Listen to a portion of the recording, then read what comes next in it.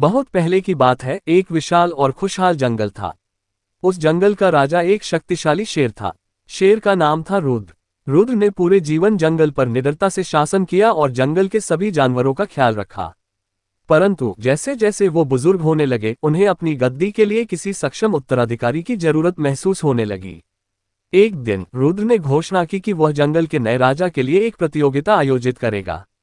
इस प्रतियोगिता में जो जानवर प्रभावशाली साबित होगा, वही नया राजा बनेगा। इस प्रतियोगिता में शेर ने एक कठिन चुनौती रखी, जंगल में सबसे गहरे और खतरनाक गुफा से एक विशेष हीरा लाने की। जंगल के सभी जानवर इस घोषणा से चकित और चिंतित हो गए। कौन इस खतरनाक काम को करेगा और कैसे? मगर एक जानवर था जो इस चुनौती को स्वीकार करने का साहस जुटा पाया। वह जानवर था जुगनू लोमड़ी। जुगनू एक बहुत ही चतुर और सोच समझ वाला जानवर था। उसने सोचा कि अगर वह इस प्रतियोगिता में जीत गया तो वह जंगल का नया राजा बन जाएगा। इसलिए उसने अपना अद्वितीय योजना बनाई और गुफा की ओर बढ़ चला।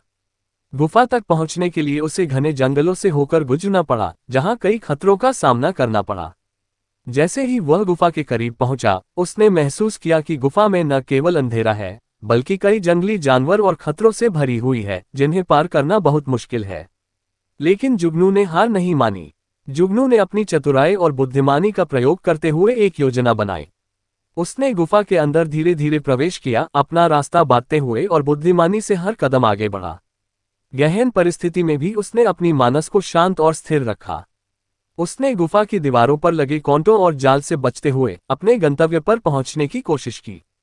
जुगनू ने अंततः हीरे का मणि ढूंढ निकाला, जो गुफा के सबसे गहरे हिस्से में नीचे था। उसने उस मणि को सुरक्षित और ध्यानपूर्वक उठाया और सोचा कि अब उसे कैसे वापस लाया जाए। उसने अपने अनुभव का इस्तेमाल किया और धीरे धीरे, साथ ही साथ सतर्कता से उस खतरनाक गुफा से बाहर निकला। जंगल के बाकी जानवर बहुत उत्सुक थे कि कौन इस चुनौती को पूरा कर पाएगा। जब जुगनू सुरक्षित हीरे के साथ वापस आया, तब सभी जानवर चकित रह गए।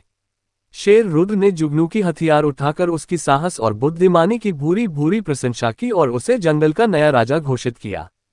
जुगनू ने जंगल का राजा बनते ही अपने ज्ञान और बुद्धिमानी का इस्तेमाल करते हुए जंगल को और भी समृद्ध और खुशहाल बना दिया।